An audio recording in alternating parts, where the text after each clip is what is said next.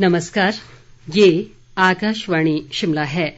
अब आप पूनम शर्मा से प्रादेशिक समाचार सुनिए। आज के मुख्य समाचार। राज्य सरकार ने निजी वाहन ऑपरेटरों को टैक्स में छूट देने का किया ऐलान। पिछले वर्ष अप्रैल से इस वर्ष नवंबर तक दी जाएगी 164 करोड़ रुपए की टैक्स छूट। मुख्यमंत्री ने सभी जिला उपायुक्तों को कोविड दिशा निर्देशों की अनुपालना सुनिश्चित करने के दिए निर्देश। कांग्रेस ने सरकार पर चुनावी वायदे पूरा न करने का लगाया आरोप। वहीं भाजपा ने कहा, कांग्रेस को रास नहीं आ रहा डबल इंजन सरकार का विकास। और क्रिसमस का पर्व कल, राज्यपाल व मुख्यमंत्री ने ईसाई समुदाय के लोगों को दी क्रिसमस की बधाई।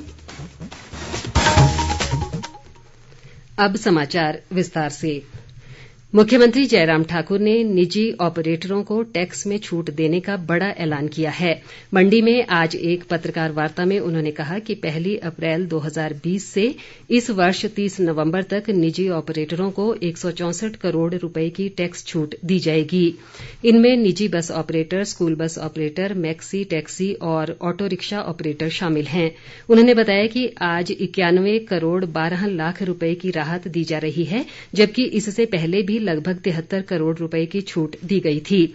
मुख्यमंत्री ने बताया कि ये छूट टोकन टैक्स, एसआरटी टैक्स और यात्री कर के रूप में दी जाएगी। मुख्यमंत्री द्वारा टैक्स में छूट के फैसले के बाद निजी बस ऑपरेटरों ने 27 दिसंबर को होने वाली सांकेतिक हड़ताल स्थगित कर दी है।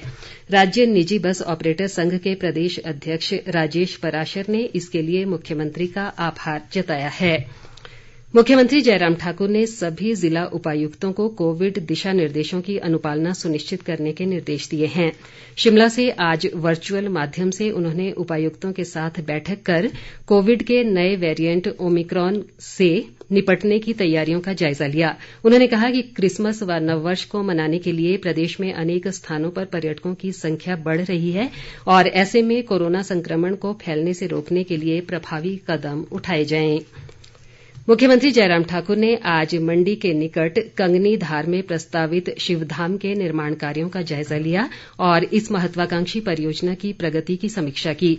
इस परियोजना के पहले चरण पर लगभग 40 करोड़ रुपए की लागत आएगी। मुख्यमंत्री ने अधिकारियों को इस परियोजना का कार्य समयबद्ध पूरा करने के निर्देश दिए ताकि लागत में वृद्धि से बचा जा सके।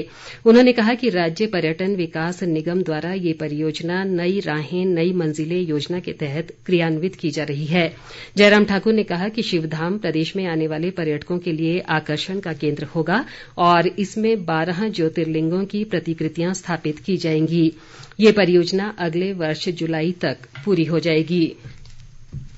राज्यपाल राजेंद्र विश्वनाथ आर्लेकर ने जनगणना कार्यक्रम के दौरान व्यक्तिगत डेटा सुरक्षा व गोपनीयता बनाए रखने पर बल दिया है। शिमला में आज जनगणना कार्य निदेशक सुशील कपटा ने राज्यपाल से भेंट की और उन्हें जनगणना कार्य के बारे में अवगत करवाया। राज्यपाल ने बताया कि जनगणना कार्य आरंभ होने पर लोगों को इस बारे में अधिक से अधिक जागरूक किया जाना चाहिए। जनगणना निदेशक ने बताया कि वर्ष 2021 की जनगणना भारत की पहली डिजिटल जनगणना होगी, जिसमें डाटा एकत्र करने के लिए पहली बार मोबाइल ऐप का उपयोग किया जाएगा। जनगणना 2021 में स्वयं गणना का प्रावधान भी होगा। विधानसभा अध्यक्ष विपिन परमार ने आज कांगड़ा जिले में सुलह क्षेत्र की बारी पंचायत में 11 लाख रुपए से बने सामुदायिक भवन का लोकार्पण किया। उन्होंने कहा कि सुलह क्षेत्र में मुख्यमंत्री खेत संरक्षण योजना के तहत खेतों की बाड़बंदी के लिए 5 करोड़ रुपए अनुदान के रूप में उपलब्ध करवाए गए हैं। जनजातीय विकास मंत्री रामलाल मारकंडा ने आज काजा में परियोजना सलाहकार समिति की बैठक में विकास कार्यों की प्रगति का जायजा लिया। उन्होंने कहा कि स्पीति के लिए अगले वित्त वर्ष में लगभग 67 करोड़ रुपए की योजनाएं तैयार की गई हैं ताकि विकास को बढ़ावा मिल सके। मारकंडा ने बताया कि समदो ग्राम्फू मार्ग का कार्य जल्द पूरा करने के प्रयास किए जा रहे हैं। प्रधानमंत्री नरेंद्र मोदी रविवार 26 दिसंबर को आकाशवाणी से मन की बात कार्यक्रम में अपने विचार साझा करेंगे। इस कार्यक्रम की ये 84वीं कड़ी होगी। प्रधानमंत्री ने एक ट्वीट में कहा कि इस महीने मन की बात इस वर्ष का अंतिम कार्यक्रम होगा। ये कार्यक्रम आकाशवाणी और दूरदर्शन के समूचे नेटवर्क पर प्रसारित होगा। ये आकाशवाणी समाचार की वेबसाइट और news on AIR mobile app पर भी उपलब्ध रहेगा। आकाशवाणी समाचार, दूरदर्शन समाचार, प्रधानमंत्री कार्यालय तथा सूचना और प्रसारण मंत्रालय के यूट्यूब चैनल पर भी ये कार्यक्रम सीधा प्रसारित होगा। प्रदेश कांग्रेस पार्टी ने कहा है कि पिछले 4 वर्षों में राज्य सरकार के पास कोई उपलब्धि नहीं है। पार्टी के वरिष्ठ प्रवक्ता नरेश चौहान ने आज शिमला में एक पत्रकार वार्ता में कहा कि भाजपा को जनता को ये बताना चाहिए कि चुनावों के समय किए गए वायदों में से कितने पूरे किए गए हैं। उन्होंने कहा कि दूसरी ग्राउंड ब्रेकिंग करने से पहले सरकार को ये भी जानकारी देनी चाहिए कि पहली ग्राउंड ब्रेकिंग से कितना निवेश हुआ और कितने लोगों को रोजगार मिला है। नरेश चौहान ने आरोप लगाया कि राज्य सरकार हर क्षेत्र में नाकाम रही है। ऐसे में 4 साल का कार्यकाल पूरा होने पर जश्न मनाने का कोई औचित्य नहीं है। दूसरी ओर भाजपा के सह मीडिया प्रभारी कर्ण नंदा ने कहा है कि प्रधानमंत्री नरेंद्र मोदी ने हिमाचल को भरपूर आर्थिक मदद दी है और केंद्र के सहयोग से राज्य में अरबों रुपए के विकास कार्य चल रहे हैं। उन्होंने कहा कि कांग्रेस नेताओं को भाजपा की डबल इंजन सरकार द्वारा करवाया जा रहा विकास कार्य रास नहीं आ रहा है। नंदा ने कहा कि ग्राउंड ब्रेकिंग समारोह से प्रदेश में निवेश को बढ़ावा मिलेगा। कल क्रिसमस है। ये पर्व प्रभु ईसा मसीह के जन्मदिवस पर मनाया जाता है। क्रिसमस मनाने के लिए शिमला सहित प्रदेश के अनेक स्थानों पर बड़ी संख्या में पर्यटक पहुंच रहे हैं।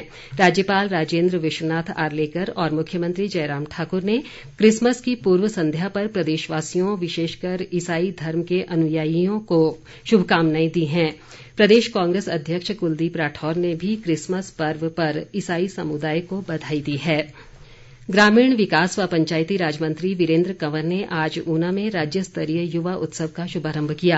उन्होंने कहा कि युवा उत्सव ग्रामीण प्रतिभाओं को उभारने का एक बेहतरीन मंच है और इससे युवाओं को प्रदेश की समृद्ध सांस्कृतिक विरासत का ज्ञान होता है।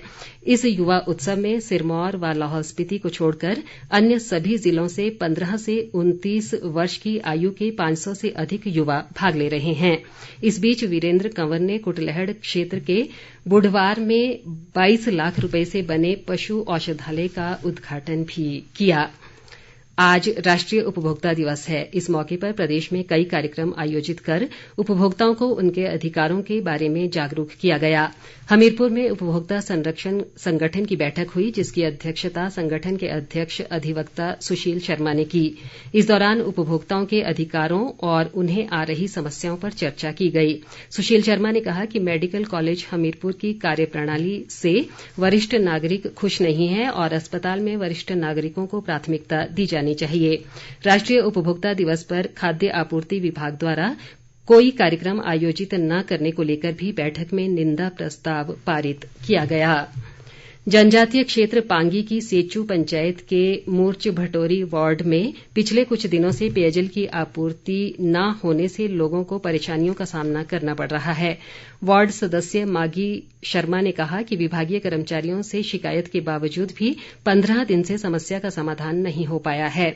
उन्होंने सरकार से इलाके में पेयजल की आपूर्ति जल्द बहाल करने का आग्रह किया है। मौसम विभाग ने प्रदेश में 26 व 27 दिसंबर को भारी हिमपात और वर्षा की चेतावनी जारी की है। इस दौरान मध्यम व अधिक ऊंचाई वाले क्षेत्रों में भारी हिमपात हो सकता है, जबकि अन्य भागों में भारी वर्षा के आसार हैं। राजधानी शिमला में भी बर्फबारी होने की संभावना है। आज भी प्रदेश के अनेक स्थानों पर बादल छाए रहे और ठंडी हवाएं चलती रहीं। मौसम विभाग ने आज व कल भी कुछ क्षेत्रों में वर्षा व हिमपात की संभावना जताई है। सिरमौर जिले में चंडीगढ़ पांवटा साहिब मार्ग पर आज सुबह धौलाकुआं में एक ट्रक के पलटने से चालक समेत 2 लोगों की मौत हो गई, जबकि 2 अन्य घायल हुए हैं। तेज रफ्तार को दुर्घटना का कारण बताया जा रहा है। अंत में मुख्य समाचार एक बार फिर। राज्य सरकार ने निजी वाहन ऑपरेटरों को टैक्स में छूट देने का किया ऐलान। पिछले वर्ष अप्रैल से इस वर्ष नवंबर तक दी जाएगी 164 करोड़ रुपए की टैक्स छूट। मुख्यमंत्री ने सभी जिला उपायुक्तों को कोविड दिशा निर्देशों की अनुपालना सुनिश्चित करने के दिए निर्देश। कांग्रेस ने सरकार पर चुनावी वायदे पूरा न करने का लगाया आरोप। वहीं भाजपा ने कहा कांग्रेस को रास नहीं आ रहा डबल इंजन सरकार का विकास। और क्रिसमस का पर्व कल, राज्यपाल व मुख्यमंत्री ने ईसाई समुदाय के लोगों को दी क्रिसमस की बधाई। इसी के साथ ये समाचार बुलेटिन समाप्त हुआ। नमस्कार।